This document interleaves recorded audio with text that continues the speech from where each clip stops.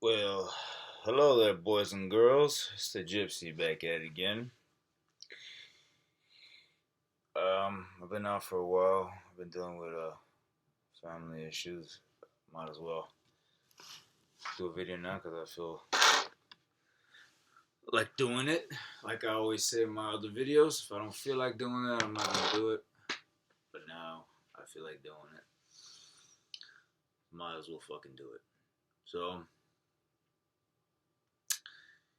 yeah, I had my pops pass away last month, so yeah, it's been rough, you know. But anyways, this video is gonna be about one fight that took place already, which is this one, and the fight that's gonna take place this month.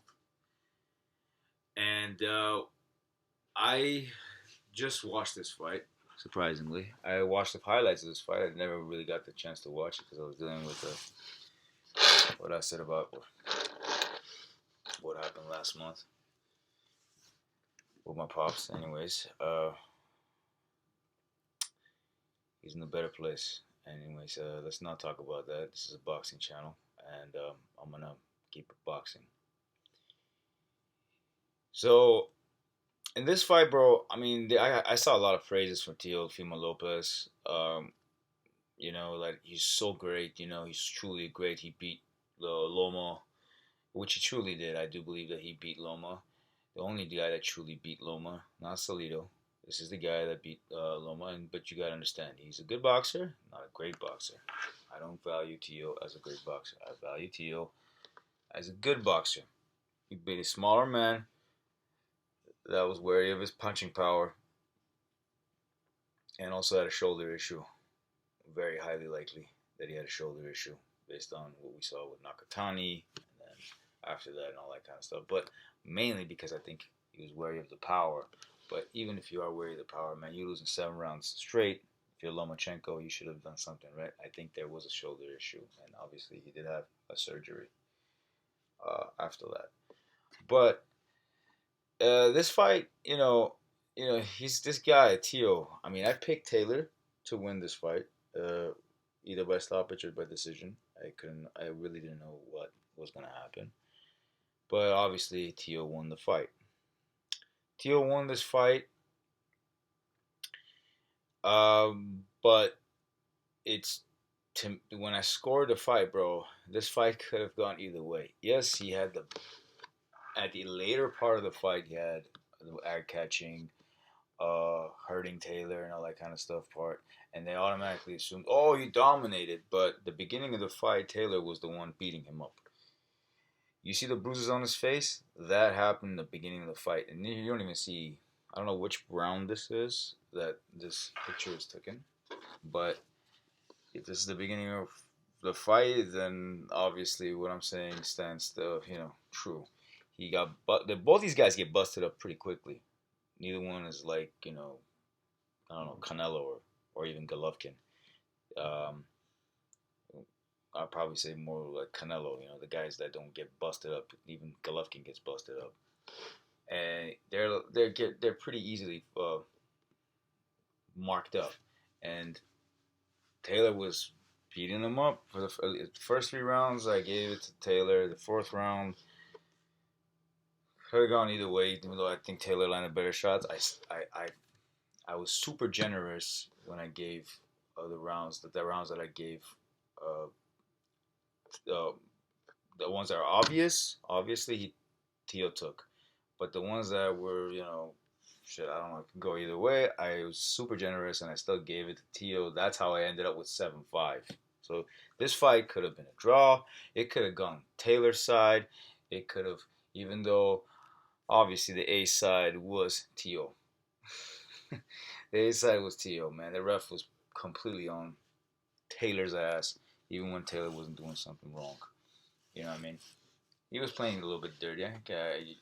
There's no question about it that Taylor was playing dirty, but there was times that he wasn't really playing dirty, and the ref was, when the ref is like warns one guy but doesn't warn the other guy about something, and he does just only looks at that one dude, that's the guy that's not the favorite. The other guy is the favorite. Chances are 100, almost all these boxing events. That's how it usually is, and that's what was happening with Tio versus Taylor. And yeah, the first three, the fourth rounds, whatever. Fifth round, I gave it to Taylor. Sixth round, I can't remember exactly. Seventh round was it was like it's okay, it's just it could have gone either way type deal, but since Tio landed a good ending shot, even though Taylor wasn't visibly hurt or anything like that, I was like, maybe the judges would give him that because of that reason. Even though this is not the right way of scoring, I just scored it looking at it as a casual, not thoroughly looking at it.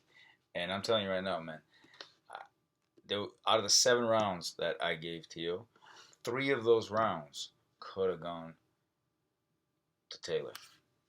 3. And those are the beginning rounds, not the end rounds. The ending rounds where, he beat him at the 9th and 12th. Those are definite Tio rounds. And I think he beat him in the 11th as well. So, yeah. I think the 10th round was the only one that Taylor took that from the championship rounds, I guess. Yeah, so the 9, 11, 12 was definite Tio rounds.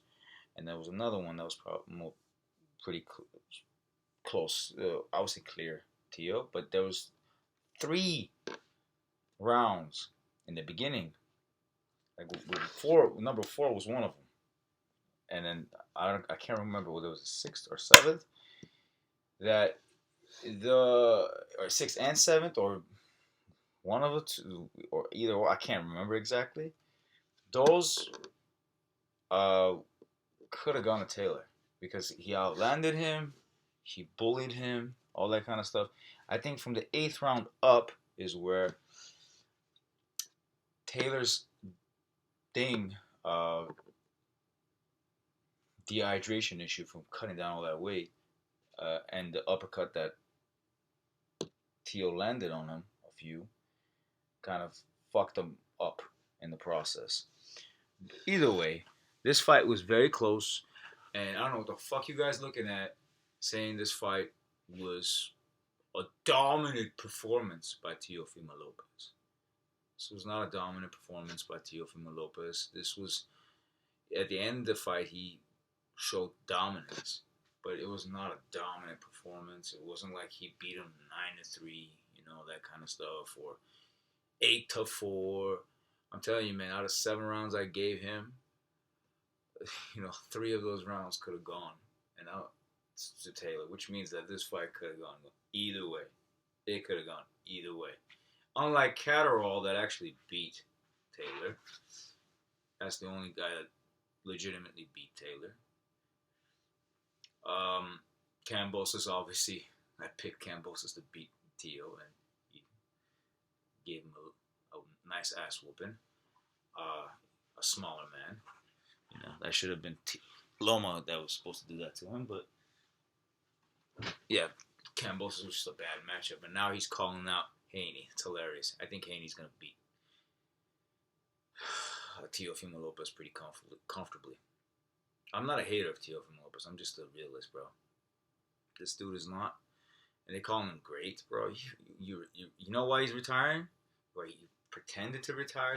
It's for glory purposes, to be looked at, to be coveted, to that kind of stuff. So for money fights, I get it, but it's also because he realized how much he's lacking in the 140 division.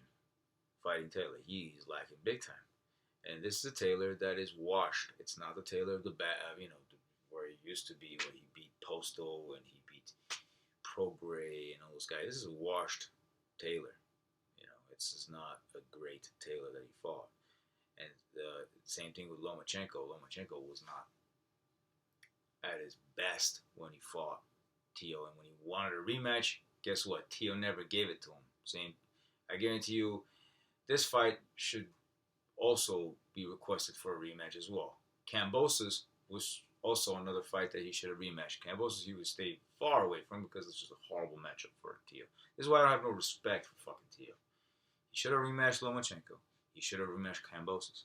And sure as hell, this fight, he should also rematch as well But since there's no outcall by the public, I get this. I get it when it comes to this fight with Taylor. But the other two, he should have definitely done a rematch, 100%.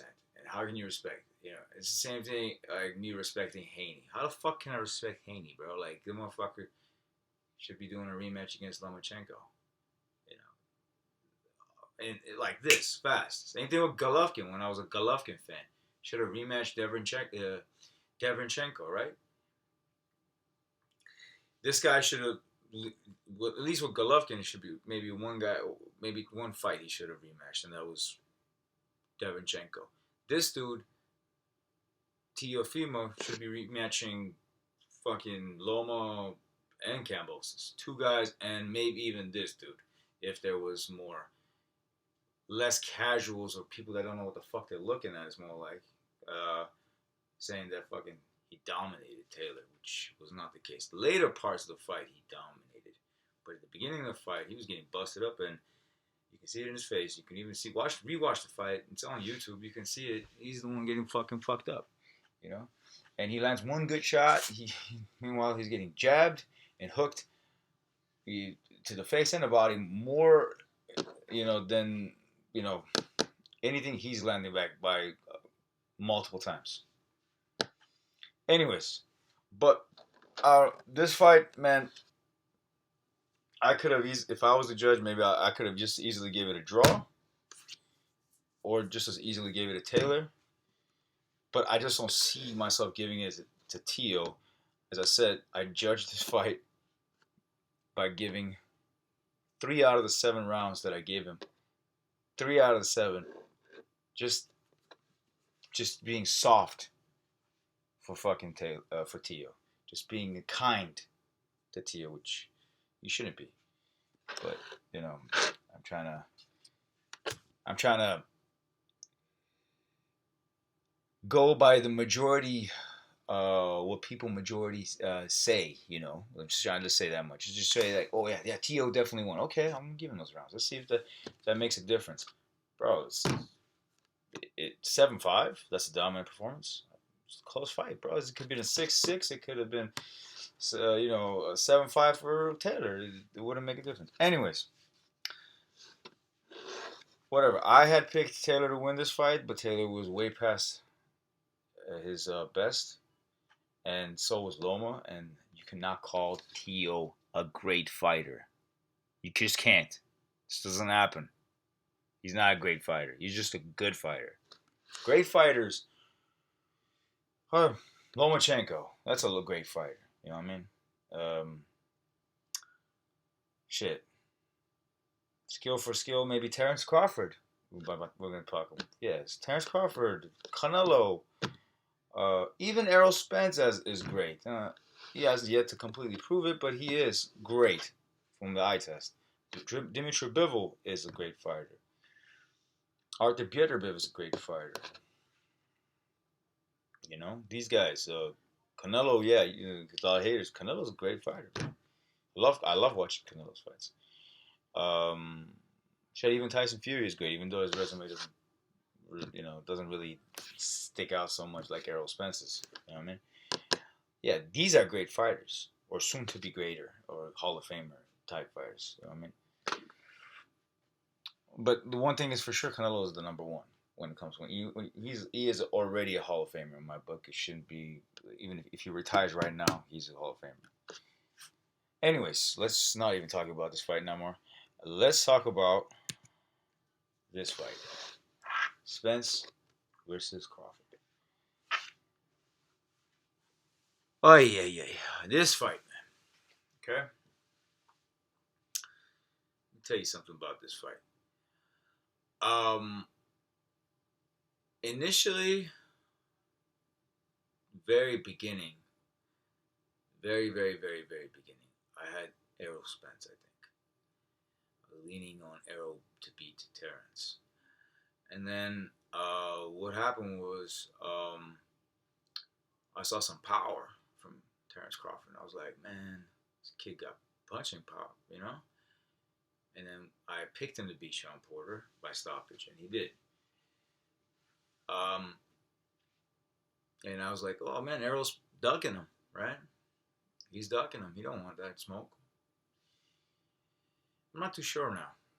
All stuff I've learned, I've heard, and all that kind of stuff. And now I'm leaning, and I'll explain why I'm leaning to the other side.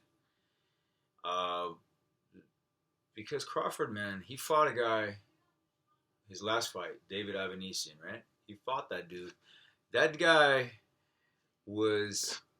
He already had 3 losses, and I think one of the 3 losses was by stoppage before he even fought Crawford. And this guy had his gloves tampered with. And if you don't believe it, man, I should have put a picture of it. But everybody knows that his gloves were tampered with when he fought David Armenian. Fellow Armenian, yes, I'm Armenian myself, but that has absolutely nothing to do with this. He had his gloves fucking tampered, and they swept underneath the rug. I understand. Maybe the reason why they had it tampered is because they wanted this fight to happen, and they didn't want no hiccups in the middle of it, for this undisputed. But I don't believe they just wanted to make it 100%. That Terrence Crawford will 100% beat David Avanesian because we even have his fucking gloves tampered with. We have shit in his gloves so he can knock out David Avanesian for sure. You know what I mean? Even though David Avanesian, I was looking at fight, he was actually he was winning some rounds, the initial rounds, against him. I think after, what round did he stop him at? 9, 10, something like that. The first 4 rounds I get it. Terrence is a slow starter. He was winning those, David Avanesian. He was giving them problems. He was, high guard, pushing in, coming in, countering, and then he gets hit, and obviously he leaves himself open, throwing something. I forgot what the shot was. I can tell you, but I forgot because I've been watching boxing. I told you I got family issues. And he got clipped, and that was it. And you look at this man's gloves, you're like, what the fuck, Who knows? Maybe David Avanesian could have beaten him. Just because the man has 3 losses on his resume don't mean fucking shit about my knockdown. Or I don't think he would have. I think that Crawford would have still beaten him. Crawford would have given him different looks with the stances, just like he did with Cavalescas.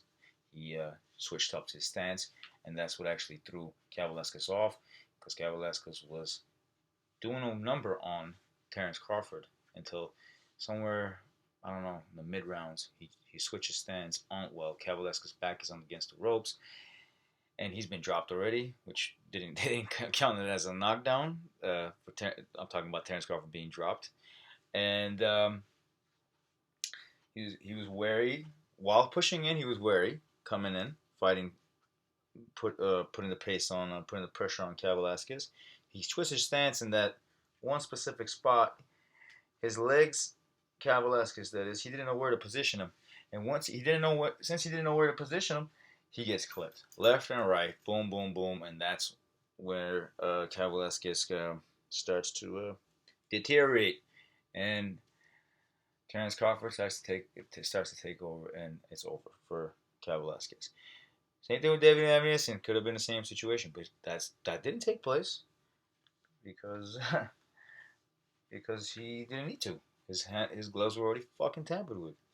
So I think that's the case. But once a guy's gloves are tampered with, just like once a guy is known as a cheat, even though all these motherfuckers take PEDs, you start to tend to think that these guys don't, the cheaters are all around, bro. They're always going to be cheaters, right?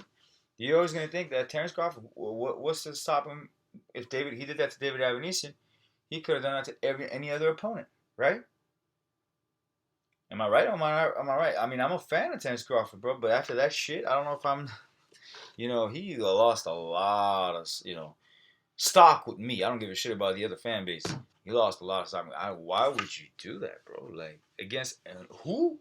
Against a guy that has 3 fucking losses. It's ridiculous. You know what I mean? I never heard of Errol having fucking loaded gloves. And I know Errol hits hard. It's just that he throws his punches differently than how Terrence throws it. And I do believe that Errol hits harder than Terrence. And there's evidence to prove that. Guys that have been with both men say that. Kell Brook knows that Spence hits harder. Kell Brook was a shell of himself when he fought. A complete shell of himself when he fought Terrence Crawford. He got hit, I think, with a jab, bro. So I think he switched southpaw on him.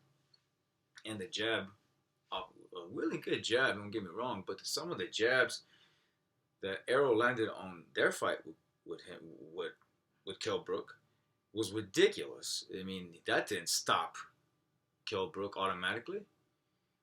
It broke him down, and then he got stopped, right?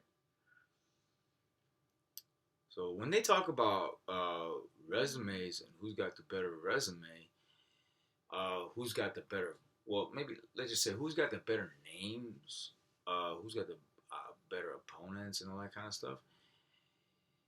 You know, you got to scratch Kell Brook out of that list. Sean Porter, too, you can probably scratch him off the list, but I could let that slide because Sean Porter still fights the same way. Yeah, he's the claims that his daddy didn't train him hard enough, all this shit, you know. No, it's all bullshit. Sean Porter's a dog. Whether he's done 100% in the training camp or not, you know what I mean? He's a dog no matter what. That's how he fights.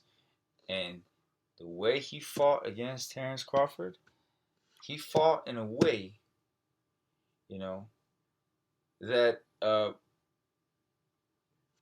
is Terrence Crawford's fight. He fought Terrence's fight. He didn't fight his own fight. Because first and foremost, because Terrence did not allow that. Because every time, this is a funny thing, every time he tried to get close enough to do anything, like he was with Errol, Terrence clinched him. He clinched him. He didn't allow him to do shit in the inside. And that is the reason why he took more risk, like even Terrence said, and even Sean Porter himself knew that he had to take more risk. If he can't do shit on the close, he has to start fighting from the outside, right? So what happens is he leaps in, trying to throw a hook, gets shovel uppercutted with the left hand of Terrence Crawford. Pretty much this is what happens, bro. It's like me or you running into my fucking fist while I'm throwing. You run and I'm throwing, and you connect with my fist. Your face connects with my fist, and that's what happens. Ultimately, what's gonna happen? You're gonna feel a huge impact, right? Yeah, that's how he dropped the first time with Sean Porter, and even the second time, but the second time was a little bit different. Sean Porter did the same exact thing, but instead of throwing one good shot, Terrence threw multitude of shots, hooks. Still the left hand where it was. He was still in a southpaw stance. He threw a hook. I think he missed the first shot, and then he got him from the top of the head, close to the rabbit punching, but not really. It's not really rabbit punching. Coming down, and then he hit him one more time with the left, and then he dropped him. And his foot positioning was off also from Sean Porter, and that's how he got pissed, and that's why he hit his fist on the canvas. That's how Terrence beat Sean Porter. And the impressive factor behind that was because he knew they told him apparently he was down in the scorecards, and he ended up turning up a notch, and that's why I was pretty impressed of how he beat Sean Porter. I don't take anything away from his victory with Sean Porter. Kell Brook, different story. Jeff Horn, I mean, that was a given, with Jeff Horn. And who else? Yeah, that's another one. That was pretty pathetic from Terrence's victories. Jose Benavidez, the guy's one-legged, has piss-poor defense. Even him with a piss-poor defense, he still won the first 4 rounds or 3. One of those, he had the majority of the first 5 rounds. Jose Benavidez, surprising, right? A one-legged man giving Terrence Crawford problems. It's supposed to be some really good boxing. He is a good boxer, don't get it wrong. He was still fighting a bigger man, so you got to give that benefit of the doubt. But Jose Benavidez gave him fucking problems, bro. You know what I mean? A one-legged Jose Benavidez. And he said that's his toughest fight. That's you shouldn't even say that, man. If I was him, I wouldn't be saying that. Toughest fight. You know what I mean? And impressive knockout at the end, but it's a one-legged man that you knocked down. You knock out. So, what else?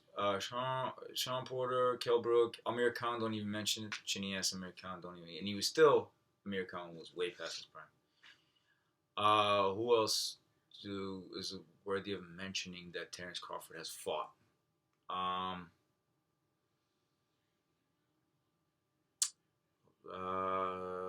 I think that's it. I don't think. Oh, Kev Velasquez, I already mentioned. Kev Velasquez gave him problems, and he switched stances on him on the ropes, and he didn't know.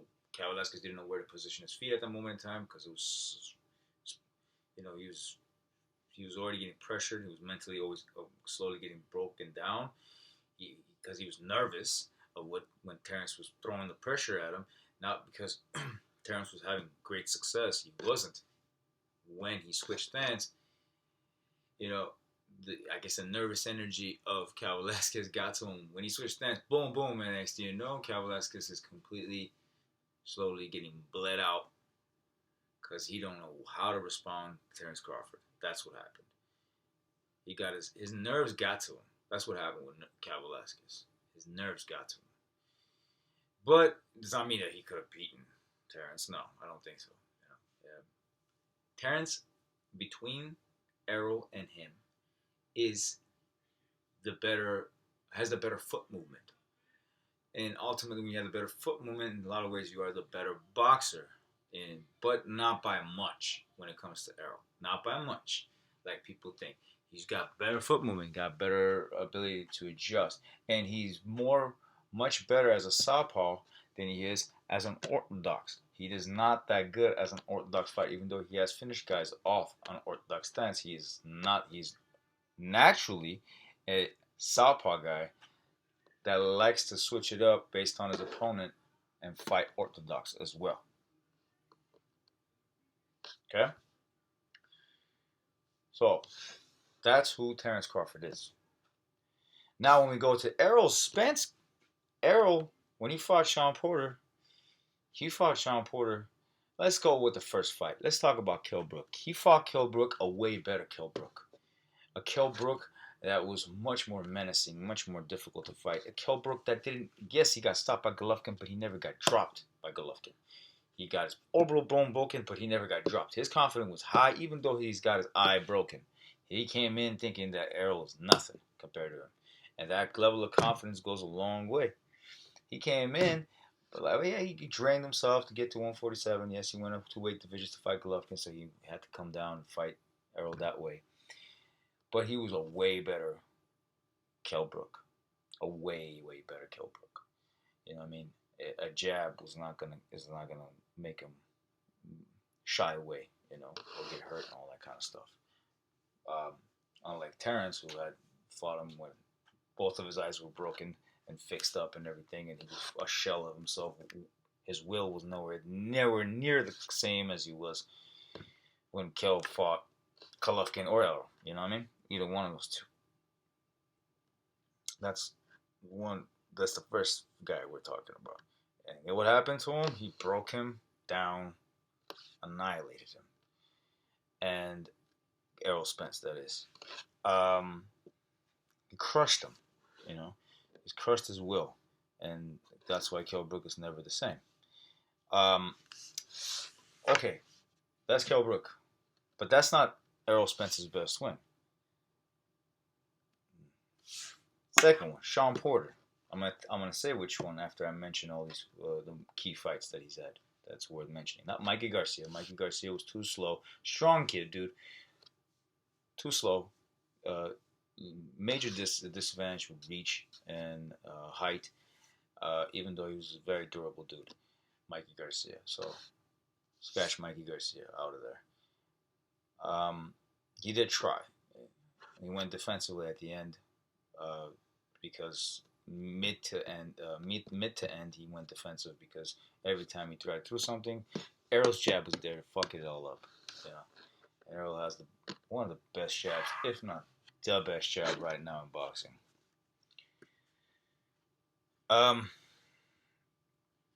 So the next one, Sean Porter. He chose to fight Sean Porter, Errol, in Sean Porter's fight. He chose to fight Sean Porter's fight. And he made him miss, he made him pay, and he beat him 8 rounds plus a knockdown. That's what he did to Sean Porter. Initially I had Errol winning that one fight, and then I changed my pick and I said he might knock him out. But he didn't knock him out. But maybe, who knows, if it was a 15-round fight, he probably would have pulled it off against Sean Porter. He probably would have knocked him out. But Sean Porter's a tough cookie. He's not. I noticed the way you knock out Sean Porter is if you make him run into your fist, pretty much. That's the way you knock out Sean Porter, because that's exactly how Errol dropped, similar to what Terrence did, but not exactly. Terrence was much worse because Sean Porter flew to his fist. With Errol's case, he threw a right hook and he was in spinning mode, and Errol threw his right hook, and his was quicker, straighter, much more accurate, much more of a shorter distance to cover, because it was Sean Porter took a much more wider stance, a wider punching stance, form, I would say, not stance, and he got clipped while spinning into the fist of Errol Spence, and that's how he got dropped in that 10th round against Errol Spence. While Terrence's case, he flew into Terrence, and the only way he did that is because he couldn't do shit in the close range, because Terrence would keep grabbing him, hold, something that Errol did not do. Errol did not grab hold of Sean Porter. Errol, to be realistic and to be honest, straightforward, Errol's the type of guy that I don't know if he's ever. I mean, I do believe that he clinched. All boxers have clinched sometime in their career, but it's like rare to see Errol Spence clinching. Extremely rare. And when you watch the Sean Porter fight, he doesn't even do it. He don't even try to do it. Sean Porter's the one engaging in clinches because he's the one getting hurt in the pocket. He's the one getting hurt. That's why he's the one clinching. If you watch the fight with Errol Spence and Sean Porter, that is. And he hurt a multitude of times in that fight. Errol, that is.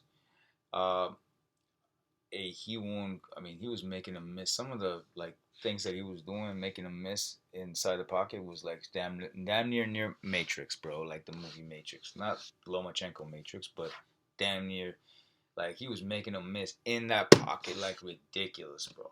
And if you guys didn't see that, like, some of these guys look at that fight, they saw that fight, they go like, "Oh man, Porter is, he's doing a number. Porter's missing all the shots and getting clipped, bro. That was happening, bro. Porter was getting fucked up."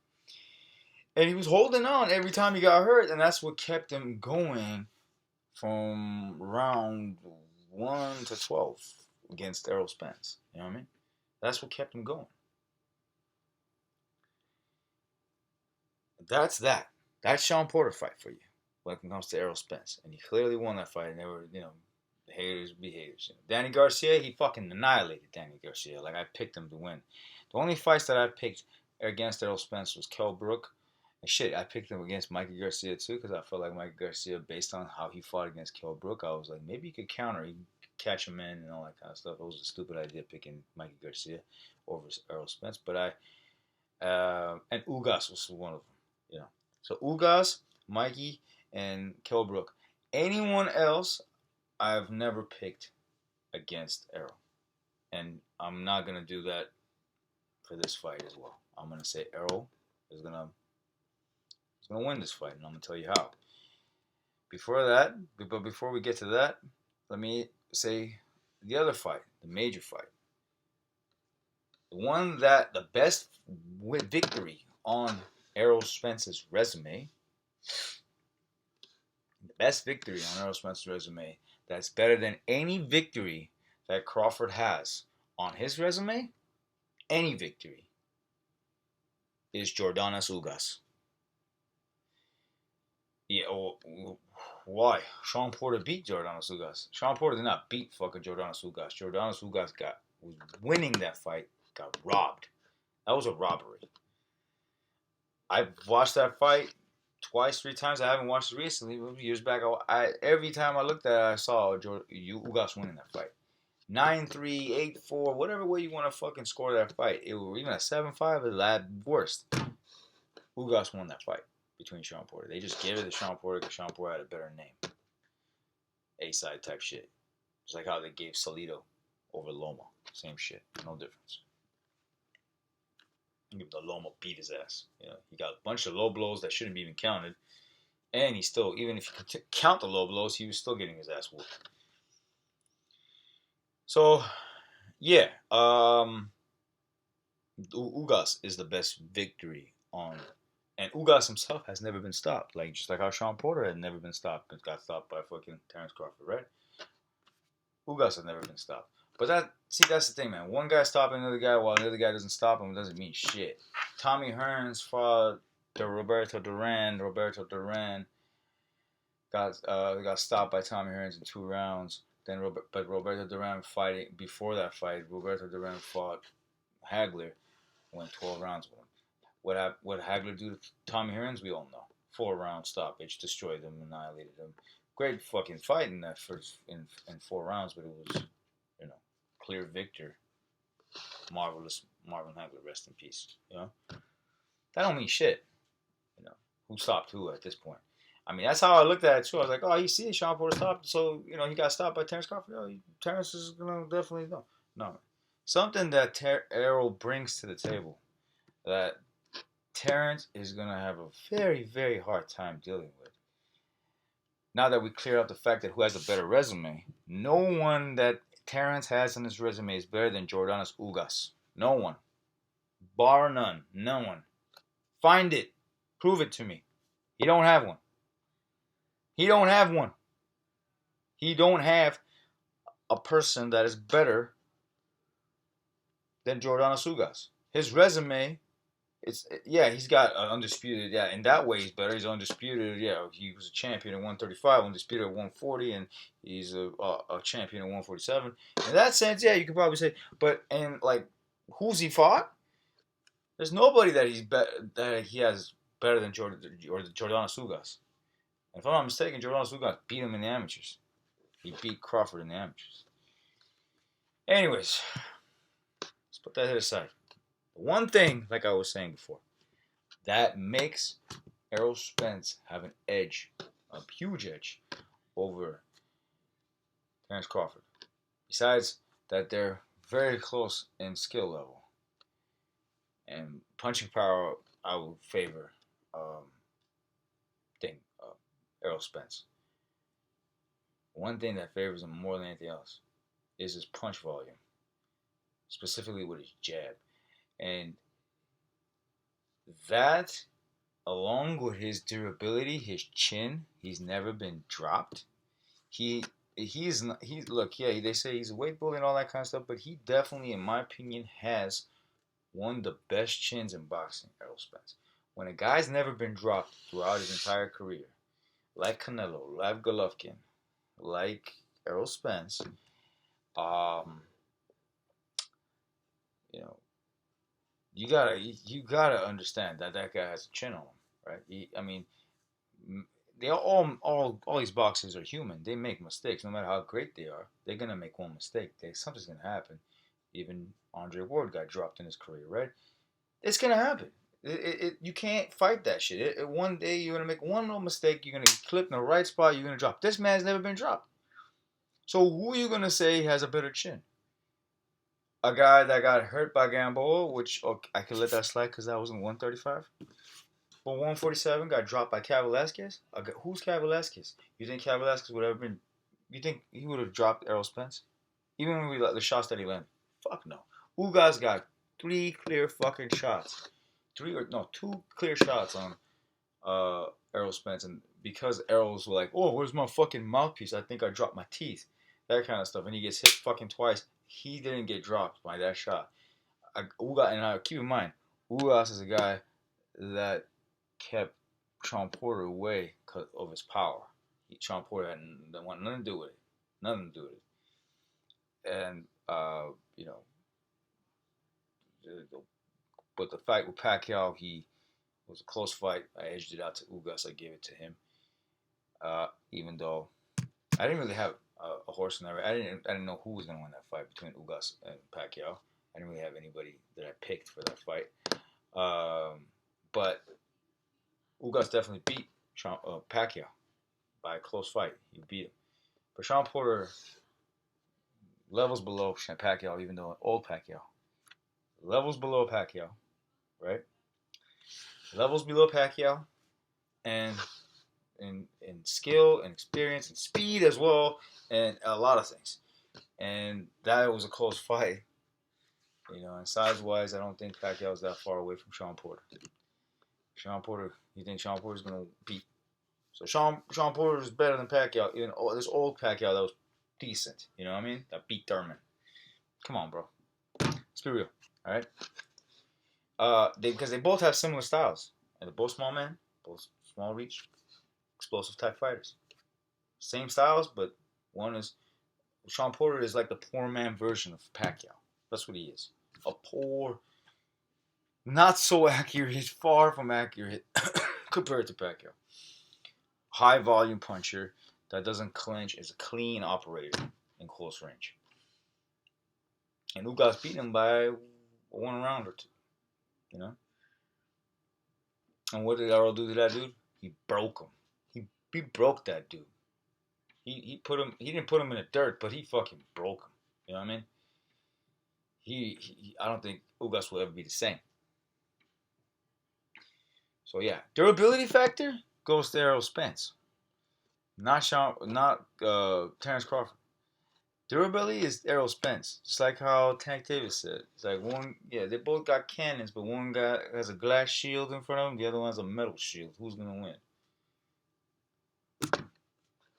Obviously, Errol. So that's one reason, because of his durability. Second reason is volume of punches. Don't even compare. Terrence doesn't even compare it to Errol's. And that jab that Errol has is going to be a problem the first 3 fucking rounds for Terrence. It's going to be a huge problem. The first 3 rounds is going to be a big problem. And if he does, I do believe he's going to figure it out. He's going to figure out how to pass that jab. But once he does figure out how to go past that jab, Errol is going to make it a fight. Which means he's going to dig into his body. Start fucking munching on his fucking body, bro. He's going to munch on his body. And maybe he's gonna hurt him. Like 4th round to 6th, somewhere in that area. I think he's going to hurt him somewhere in that area.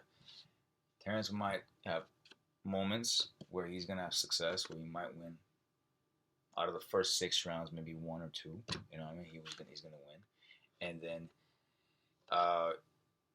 but the body work is going to take a toll. The jab is going to take a toll. And then it's going to be, if he doesn't get his bearings together, he still wants to fight him. If he doesn't if he chooses to go back to what he was doing in the first 3 rounds, it's going to be another fucking jab to the face and then followed with I'm going to stand my fucking ground. I'm going to get you. See, the thing with fucking Errol is every time you step back, he throws a fucking jab. You step forward, he throws a jab. He knows his range. He knows how to, he timed that perfectly. You watch his fights. Step forward, jab. Step back, gets a jab.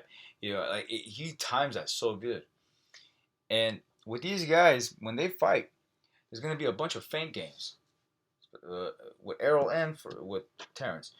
And when I say feint games, we're not talking about 1 feint and that's it, 2 feint. No, 3, 4. You don't know which one's going to be the one that connects. But the problem is, what Errol is going to dominate that feint game is going to make it near impossible for Terrence to overcome it, is that he's going to throw so much fucking volume along with the feints. He's going to throw so much volume that it's going to overwhelm Terrence. He's going to overwhelm him. The jab to the constantly on the face, probably he's probably going to break his cheekbone, just like he did, the eye socket, whatever it is. Just like he did with a bunch of these dudes. Fucking punching in the same area over and over again. Even if he switches stance, it's going to be an issue. He's going to get fucking popped in the face. And Errol don't mind getting hit, man. That's the problem. Terrence does mind getting hit. I'm going to tell you this much. Yes, I think Errol, close range, shit, even far range, he's more defensively better. Even though they say, oh, Sean Porter hit Errol more than he did Terrence. That's because Errol fought Shawn Porter's fight. He made it a close fight. He made it where both of them are in a pocket, and he still made him miss a ton. You know what I mean? While Terrence made it a long range fight where he made him miss, and he tried to make him miss from a far range and clinched him when it was a close range. So to avoid getting hit by majority of the shots that come from Shawn Porter. Just the reasons why. These are the reasons why. You know? And it's just a psychological thing between the fighters, how they wanted to approach the fight. If Errol chose to fight Shawn Porter the way Ugas fought Shawn Porter, he would have made an easy night. Probably, I don't know if he would have stopped him, but he would have made an easy night, like a sweep, 12 rounds. Because, well, who knows? He might even stop him because Shawn Porter would have just jumped in, just like he did against Terrence Crawford, and bam, he's on his ass. He gets back up, bam, and his ass, and his dad probably throws him the fucking towel, just like he did against Terrence. It could be the same exact fucking thing, bro. It could be the same exact thing, you know? No different. But he chose to fight that way. Terrence chose to fight a different way. But Terrence's chin is not comparable to Errol's. Errol, I guarantee you, will be willing to take a shot just to get in that fucking body and deliver his own shots. Like he was doing against Kell Brook. He was doing the same shit against Kell Brook. He was getting clipped and he didn't give a fuck. He threw that jab, dug into the fucking face of Kell Brook. You know what I mean? Until it wore down Kell Brook and he stopped him. Because Kell Brook was out of success in the beginning of the fight. And then he started walking him down, bro. But that's the thing. Terrence is not going to have that same success that Kell Brook had in the beginning of the fight. He's not going to have that. He's going to get dominated. And then somewhere in the fourth, fifth, he's going to figure out how to fight past that jab. But that's when the fight is going to turn up. And that's when Errol is going to start doing some body work. If he doesn't start off in the beginning, he'll definitely start in the mid, doing some body work, start digging into him. And from that point on, I don't know what will happen, how Terrence react. But one thing's for sure, he's going to feel it, and his legs are probably not going to be there for him. He might win. He might, because of the counters that he would probably throw in 5-6, kind of get Errol a little bit off of him. But he's going to realize that's not going to stop Errol. And that's the problem. That's when things are going to start changing. 7, 8, 9, 10, where Errol is just, he can mix it up. He's going to dig into the body, and if he sees his legs are not there, he's going to start using his fucking jab on him, and then follow, and next thing you know, just like he did to Ugas, and we were saying, where's the punch output from Ugas? Ugas has no punch output? No, man, he made Ugas look like he had no punch output. That's the problem. He made Ugas look like he didn't have no punch output. He made a guy that level and at that caliber make it look like he had no punch output. And that's what's going to probably happen to Terrence. In the later parts of the fight, we're talking about 7 to 10, somewhere in that area. And I feel like 11 and 12, he might stop him. Or it might go to decision where it's an obvious one champion, one undisputed, Errol Spence. That's it. That's what's going to happen in this fight. And when they talk about BoxRec, they're talking about BoxRec. They're saying that Terrence apparently has the reach advantage over him. That's bogus. Terrence, I thought so too. They stood next to each other in one of these press conferences. Errol's shoulder was higher than Terrence's. Errol's head, he was over him. His shoulders were over by a few inches, maybe 2 inches. His head was, he was standing taller than 3, maybe. Who knows the fuck? It was pretty obvious the size difference between the two. And his knuckles, even though his shoulder was higher, his knuckles, if he had the shorter reach, should be above Terrence's knuckles, right? But they were about the same. Even though his shoulders were about maybe 2 inches over Terrence's. There's no way I see that Terrence has a longer reach. They either have both the same level, or Errol's is longer because of his, arms spam or whatever, so span of his arms and all that kind of stuff. Because when you punch, you got your whole shoulder and everything spinning. That gives you, and you also, the legs are also to be considered as well. But we're not talking about legs here, where you can actually leap in and get more uh, distance from his punches. So this is gonna be a nightmare for Terence Crawford. This is gonna be a nightmare for Terence Crawford. So he doesn't even have that advantage over him. He's only shorter. He's also, he's not as he's chinny compared to him. The drawbacks. He's chinny compared to Errol Spence. He does not have I don't believe he does not have the reach over him. I think Errol has the reach. He does not have the power over him, and he sure as hell don't have the volume punch over him. He doesn't throw as many punches as him. I mean, whereas the only factor that I see better from Errol that he has is the boxing.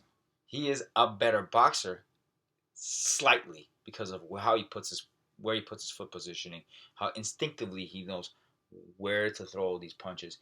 And also he has good, and I can say this part that Terence has over him. He knows how to set shots. He knows how to set his opponent up better than Terence.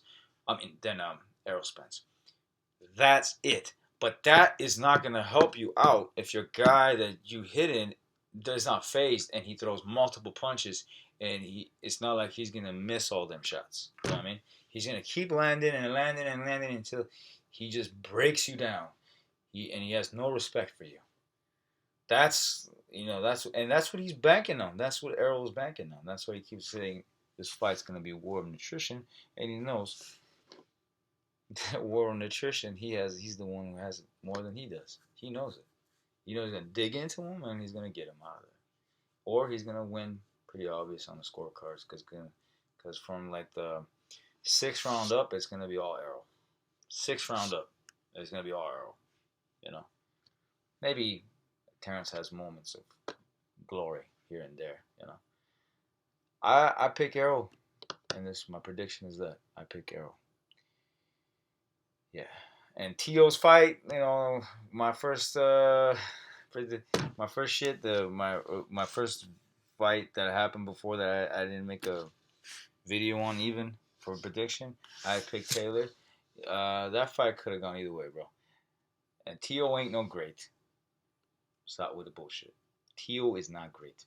Okay, he's just not. He's a good fighter. He's just not great. Don't say great. Great are these two guys. They're great. Bivol was great. Canelo's great. Artur is great. Shit, even Charlo ain't great. Tank Davis ain't great. None of these guys are great. They're good. They're not great. Not even Haney's great. Shinari Shakur, none of these guys are proven to be great. You know what I mean? They're not. Yeah, Tyson Fury's great. You know what I mean? I just mentioned some of the guys are great. Tyson Fury's great. Usyk is great. Canelo's great. Dimitri Bivol is great. Artur Beterbiev is great. Errol and Terence are great. Lomachenko is great. Those are the only greats I know so far. You know what I mean? I don't know any other greats in this sport right now. Inoue might be great, still not proven yet completely. Tio ain't great, man. Not because I'm hating on Tio. Just speaking facts. Speaking facts. That's all it is. And yeah, so Errol's gonna stop him, and I feel like I'm missing something. I've been talking for 54 minutes now. I feel like Errol has something else besides all the stuff I just mentioned.